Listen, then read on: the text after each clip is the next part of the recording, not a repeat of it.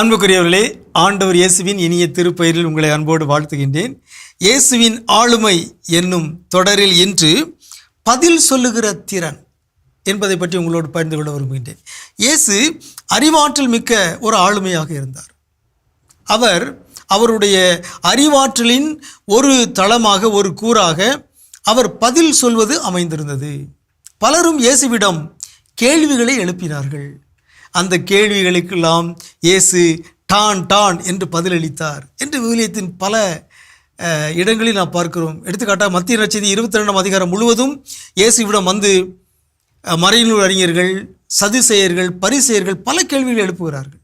சீசருக்கு வரி கொடுப்பது முறையா முறையில்லையா என்றெல்லாம் பல கேள்விகள் எழுப்புகிறார்கள். எல்லா கேள்விகளுக்கும் இயேசு தெளிவான பதிலை கொடுக்கிறார். பதில் கொடுப்பது என்பது அறிவாற்றலின் ஒரு பண்பு. It is a commitment. சில பாருங்கள், பதிலே சொல்ல மாட்டாங்க. நான் கேட்டுக்கிட்டே இருக்கேன், நீங்கள் பதிலே சொல்லலையே அப்படின்னு மற்றவங்க சொல்லுவாங்க. பதில் சொல்லாமை, மழுப்புவது, இவையெல்லாம் ஆளுமை குறைவு என்று தான் சொல்ல வேண்டும். சில நேரங்களில் பதில் சொல்லாமல் இருப்பதும் ஒரு ஞானம்தான். ஆனால் பல நேரங்களில் கேட்ட கேள்விக்கு தெளிவான பதிலை சொல்வது என்பது ஒரு ஆளுமையின் வெளிப்பாடு, அறிவாற்றின் வெளிப்பாடு.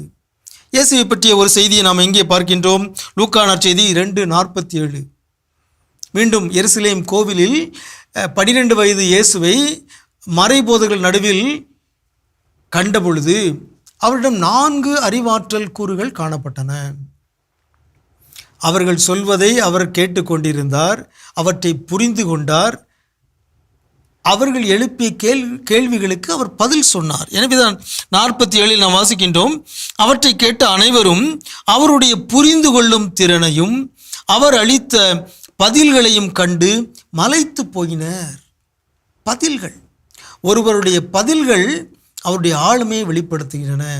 ஒருவருடைய பதில்கள் அவருடைய ஞானத்தை, அறிவாற்றலை வெளிப்படுத்துகின்றன.